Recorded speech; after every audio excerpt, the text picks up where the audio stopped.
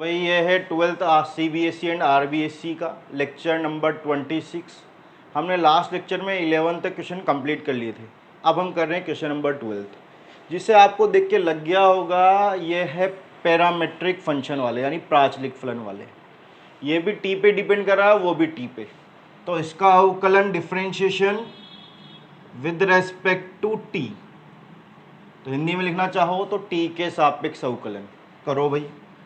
D Y by D T 12 को छोड़ेंगे, 1 का 0, कोस टी का माइनस साइन टी जो इस माइनस को कर देगा प्लस साइन टी, और टी का अवकलन 1, क्योंकि टी के रेस्पेक्ट में कर रहे हैं हम। यहाँ पे भी same differentiate with respect to T, D X upon D T is equal to 10 और इसका टी का 1 और साइन टी का कोस टी। तो आपको क्या चाहिए था? आपको चाहिए था D Y by D X, जिसका formula D Y by D T upon D X by D T. D Y by D T ये रहा 12 साइन टी और ये 10 और ब्रैकेट में 1 माइनस कोस टी। इस तरह का एक एग्जाम्पल भी आया था अभी कुछ दिन पहले हमारे, वो एक्स की फॉर्म में था। तो नीचे ब्रह्मास्त्र बन रहा है तो हम ब्रह्मास्त्र लगाएंगे 10 into 2 1 minus cos t 2 sine square T by 2, 1 minus cos theta 2 sine square theta by 2, ये आपका ब्रह्मास्त्र लगा दिया। और अब जब टी बाई 2 नीचे आ गया तो ऊपर भी टी बाई 2 की टर्म लेके आओ, तो साइन 2a का formula 2 sine T by 2 cos T by 2। तो जब भी एंगल आधा करना हो तो 2a वाले फॉर्मूले लगाते हैं। तो मैंने यहाँ लगा दिया साइन 2a का, तो टी का आधा 2t टी बाई 2 आ गया, 2 साइन a और कोस a। अब देखो ऐसा करने से 2 से 2 कैंसिल, एक साइन से एक साइन कैंसिल, ये 6 टाइम और ये 5 time cancel, 6/5। Cos upon sine बच रहा है, कॉस अपॉन साइन कितना होता है? कोट टी बाई 2, और ये आपका आंसर आ गया। कीजिए नोट डाउन। हाँ तो भाई क्वेश्चन नंबर अब हम करेंगे 13, y is equal to sine inverse x sine inverse under root 1 minus X square. तो देखो इसे सोल्व करना है आपको।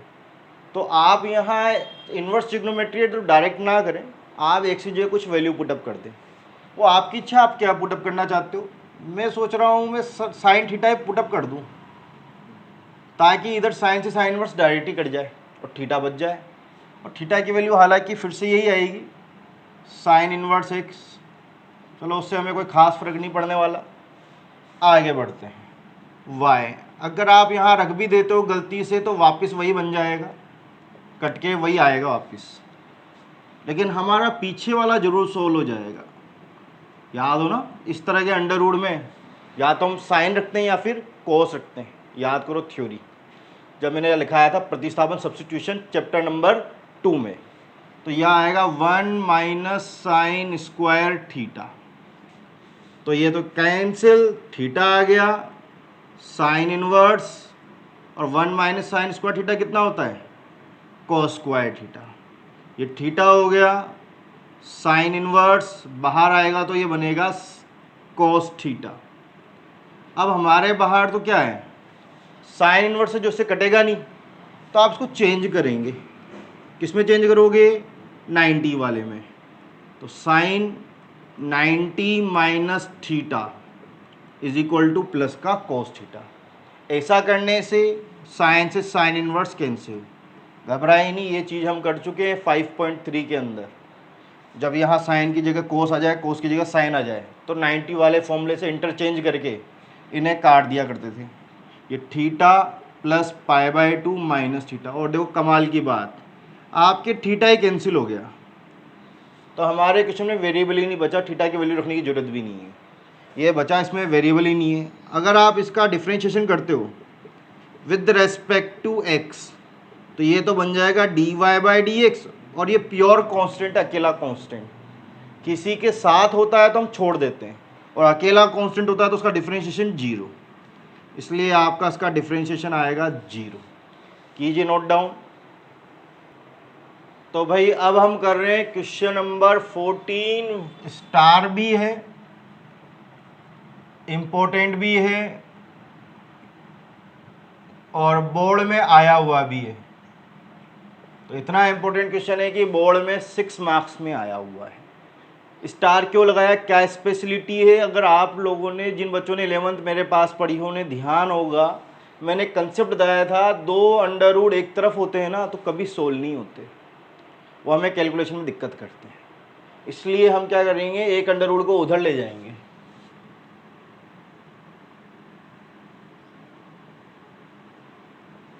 और अब स्क्वायर करके इस अंडर रूट को हटाने की कोशिश करेंगे, क्योंकि हमारे आंसर में अंडर रूट जैसा कुछ भी नहीं आ रहा। हमें ये प्रूव करना है, सिद्ध करना है अभी। और यहाँ कहीं पे भी अंडर रूट जैसा कुछ नहीं दिख रहा तो मुझे अंडर रूट हटाना है। और हमने सीखा था अगर एक तरफ अंडर रूट एडिशन फॉर्म में हो तो कभी नहीं हटते, प्लस माइनस में हो तो। ऐसा करके मैंने उसको हटा दिया। अब आप स्क्वायर कर लो, तो दोनों पक्षों का वर्ग करने पर इंग्लिश में क्या लिखोगे, स्क्वायर बोथ साइड। आपको बोथ साइड का क्या करना है, स्क्वायर करना है।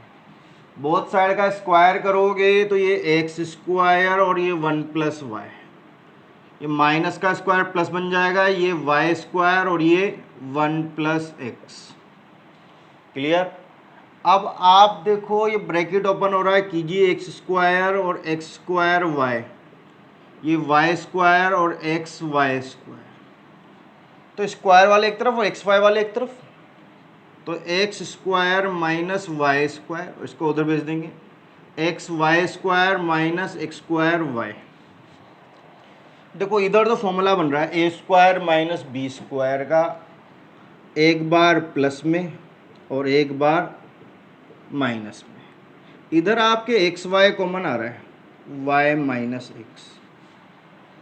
अगर मैं माइनस कॉमन ले लूँ तो मेरा काम और आसान हो जाएगा, दोनों ब्रैकेट कैंसिल हो जाएंगे और मेरा क्वेश्चन छोटा हो जाएगा।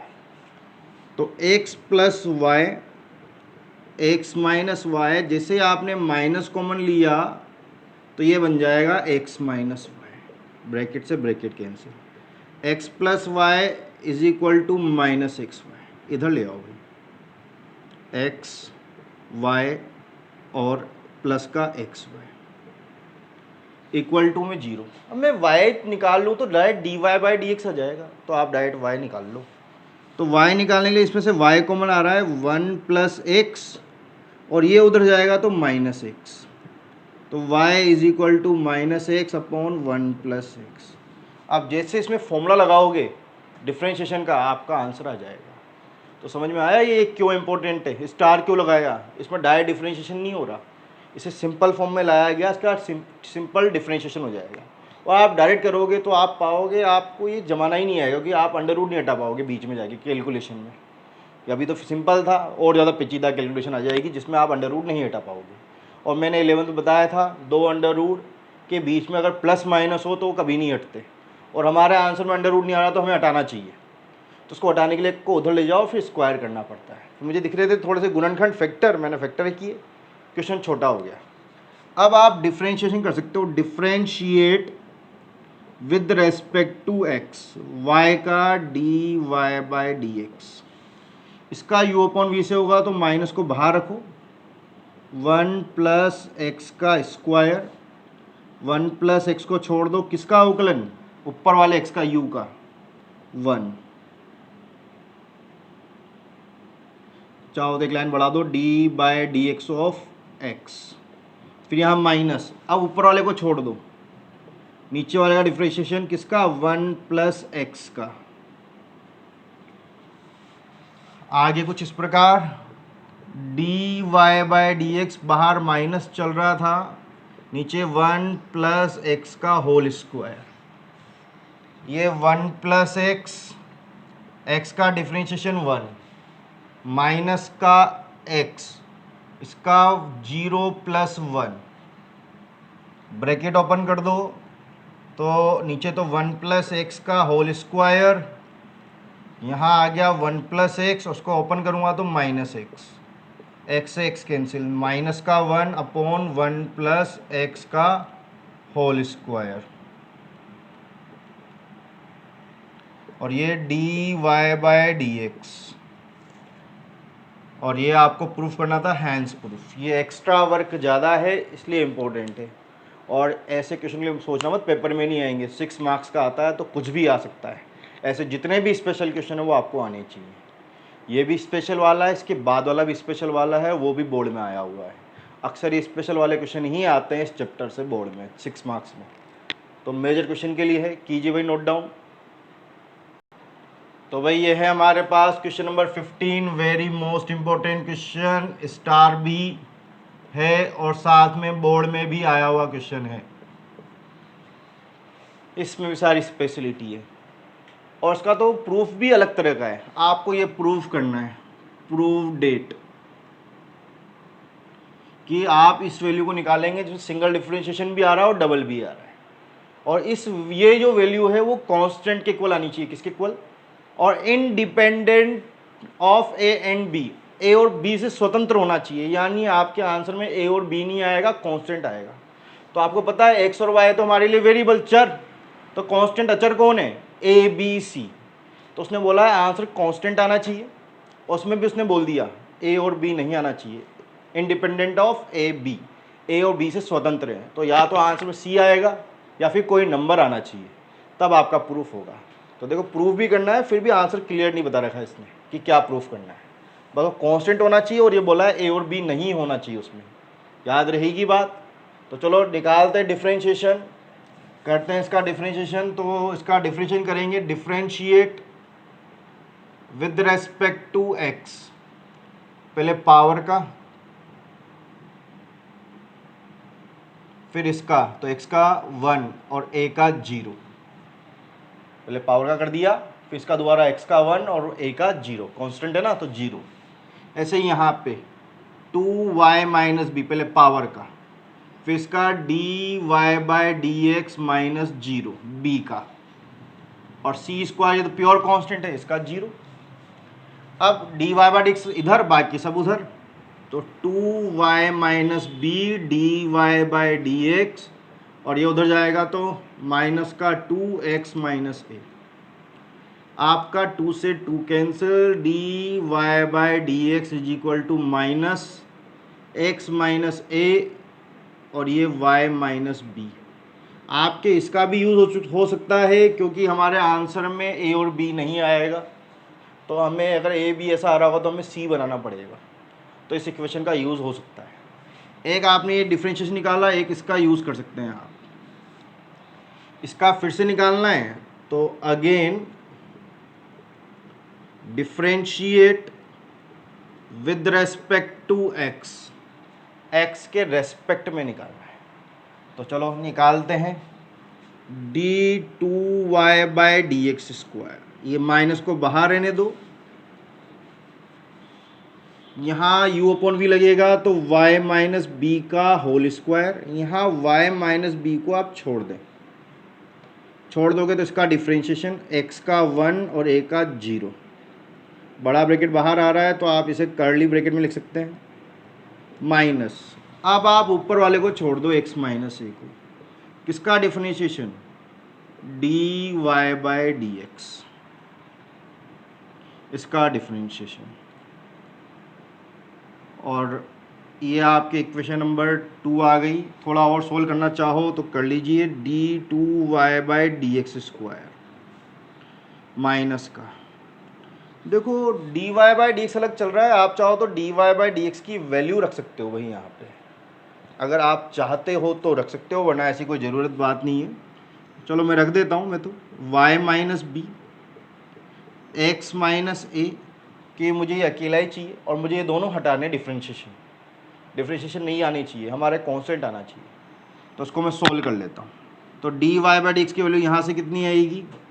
माइनस का X minus A upon Y minus B, और अपॉन में आपके चल रहा है वाई माइनस बी का होल स्क्वायर, ये आपके माइनस वाई माइनस बी का होल स्क्वायर। जब आप ऊपर एलसीएम लोगे y माइनस बी, तो ये y माइनस बी इस y माइनस बी से गुना होगा, तो आपके आ जाएगा y माइनस बी का whole square minus minus plus x minus A का होल स्क्वायर। अब आप देखो d2y by D X square जो है आपके ऊपर माइनस आ गया। आप देखो y माइनस बी का होल स्क्वायर का तो पहले डिवाइड हो रहा है और एक बार y माइनस बी का भी डिवाइड हो रहा है, तो मतलब इसका डिवाइड कितनी बार हो रहा है? 3 टाइम। तो y माइनस बी का होल क्यूब बना दो इसे तो, और नहीं तो इसके नीचे 1 लेके रेसिप्रोकल कर दोगे तो भी यही आएगा। और ऊपर देखो ये आपका इक्वेशन फर्स्ट बना रहा है, यही तो इक्वेशन फर्स्ट, बस आगे पीछे आ गया तो प्लस में आगे पीछे आ सकता है। तो ये आपके बन रहा है C square equation number 3 from equation first. अब आप अपना LHS लेने लायक हो, ये तुमने वैल्यू निकाली, अब हम हमारा LHS ले सकते हैं। आप LHS में देखो 1 plus D Y by D X का होल स्क्वायर और इसकी पावर 3/2 है। नीचे d2y by D X square है जो तो सोल्व हो चुका है, वो है माइनस का सी स्क्वायर y माइनस बी का होल क्यूब। बस यहाँ dy बाई डी एक्स हटाना है आपको। तो dy बाई डी एक्स की वैल्यू इक्वेशन 2 में, तो मैंने ये वैल्यू कहाँ से रखी थी? फ्रॉम इक्वेशन 2, समीकरण 2 से रखी थी। तो आप देखो यहाँ पर 1 प्लस यहाँ पे माइनस का x माइनस ए और y माइनस बी का होल स्क्वायर, इसकी पावर 3/2। होल स्क्वायर है ना तो माइनस भी आ रहा है, अंदर भी ब्रैकेट आ रहा है तो मैंने कर्ली ब्रैकेट लगा दिया और बाहर वाले ब्रैकेट को मेजर कर दिया, वो अलग ही। और नीचे आ रहा है आपके सी स्क्वायर y माइनस बी का होल क्यूब माइनस का। थोड़ा सा है कैलकुलेशन अब, बस ऊपर आपके 1 प्लस x माइनस ए का होल स्क्वायर और ये आ गया y माइनस बी का होल स्क्वायर, इसकी पावर आ रही है 3/2 minus C square y minus B का होल क्यूब। तो ये आ गया। अब आप देखो ऊपर एलसीएम ले सकते हो, और जैसे आप ऊपर एलसीएम लोगे तो ऊपर बनेगा y माइनस बी का होल स्क्वायर, यहाँ y माइनस बी का whole square plus x minus A का होल स्क्वायर, इसकी पावर 3/2 और नीचे minus C square y minus B का होल क्यूब। हाँ तो भाई अब देखो सोल्व हो गया, ज़्यादा बड़ी बात नहीं है। अब ये ऊपर वाला वापस इक्वेशन फर्स्ट बना रहा है सी स्क्वायर, तो ये ऊपर वाला सी स्क्वायर, नीचे y माइनस बी का होल स्क्वायर और इसकी पावर 3/2, और नीचे क्या चल रहा है? माइनस का C cube upon y minus B का होल क्यूब, ये आ रहा है। अब अपन इसको थोड़ा सा और सोल्व करें, ज़्यादा तो नहीं, थोड़ा सा ही करना है अब। तो ये जब यहाँ करूँगा तो स्क्वायर से ही कैंसिल, तो आपके ऊपर तो आ गया सी क्यूब और नीचे आ गया y माइनस बी का होल क्यूब, नीचे भी कुछ ऐसा आ रहा है माइनस सी क्यूब y माइनस बी का होल क्यूब, आपस में सब कैंसिल हो गए भाई, और माइनस का 1 बच रहा है जो आपके क्या है? कांस्टेंट है, इज इक्वल टू कांस्टेंट यानी अचर है, और यही हमें प्रूफ करना था, हैंस प्रूफ कीजिए भाई नोट डाउन।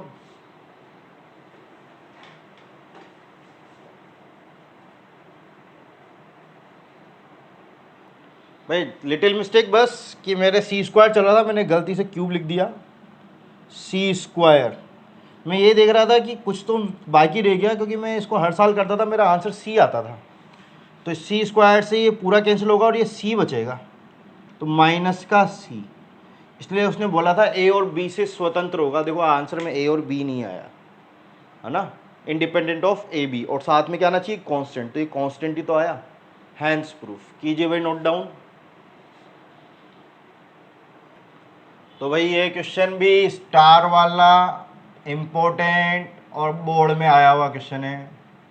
सारे अच्छे क्वेश्चन है और एक इस प्रश्नावली का आखिरी क्वेश्चन वो भी बहुत इंपॉर्टेंट में और बोर्ड में भी आया हुआ है।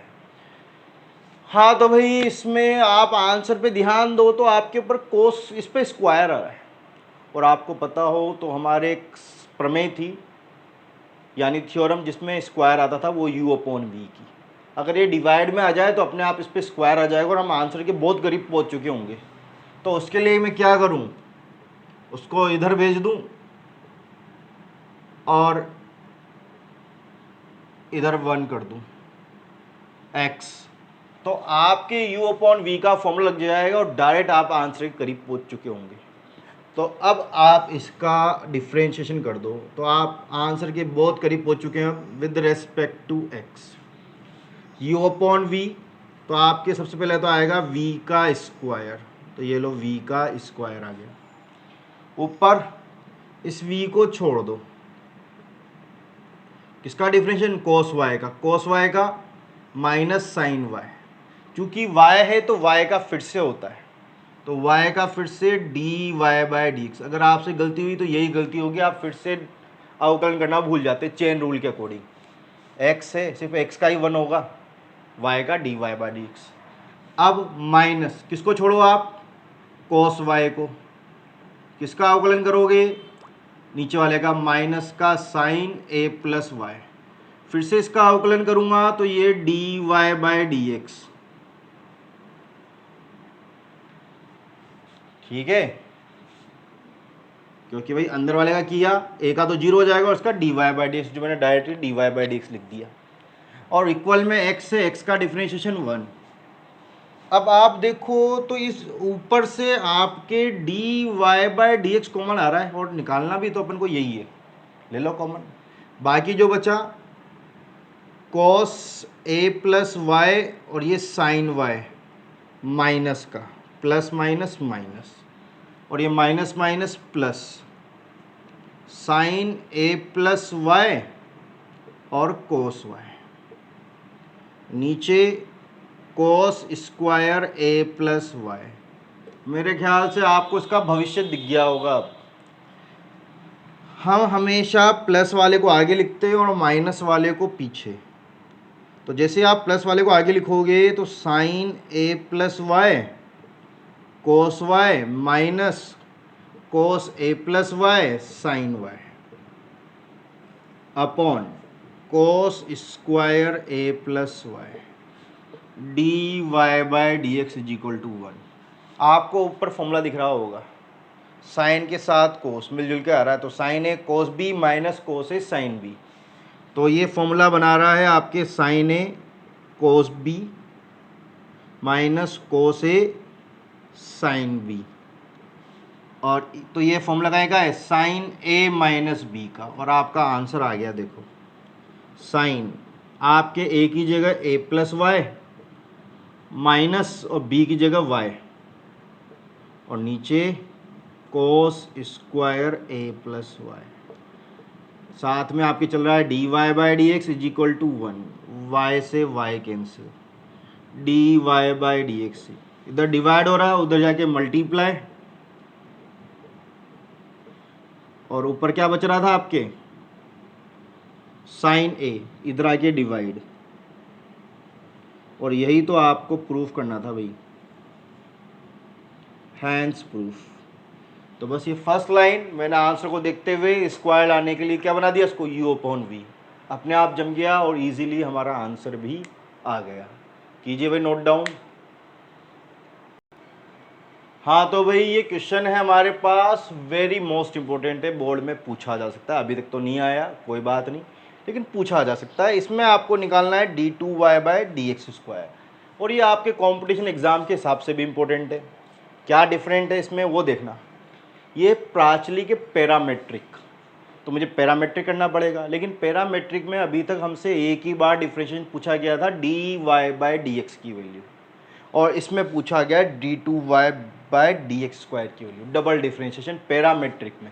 अभी तक कोई ऐसा क्वेश्चन नहीं आया जिसमें डबल डिफरेंशिएशन पूछा जाओ पैरामेट्रिक के लिए, ठीक है, ये एक लोता है अभी तक का। तो क्या चेंजेस आएगा, तो सबसे पहले तो पैरामीट्रिक की तरह करो dx/dt। आप लाइन लिख लेना, मैं लाइन लिखना भूल गया। Differentiate with respect to T के सापेक्ष अवकलन करने पर इस ए को हम छोड़ देंगे cos t का minus sine T into sine T, तो ये u इंटू वी से होगा भाई, कर्ली ब्रेकेट। टी को छोड़ेंगे साइन टी का cos t, अब मैं साइन टी को छोड़ूंगा तो इस टी का 1 और ये ब्रैकेट क्लोज। ये बाहर ए चल रहा है, इसको ओपन करो, माइनस का sine T plus T cos T plus sine T, तो आपका साइन टी से sine T cancel, A T cos T, equation first. अब आपको y वाला लेना पड़ेगा, क्योंकि इधर इतनी जगह नहीं कि मैं वहाँ सोल्व कर सकूँ। तो y को मैंने फिर से लिया a sine T minus T cos T, वही line differentiate with respect to x, मैं ऊपर लिखना भूल गया था, विद रेस्पेक्ट टू t आपको सेल्फ लिखनी है।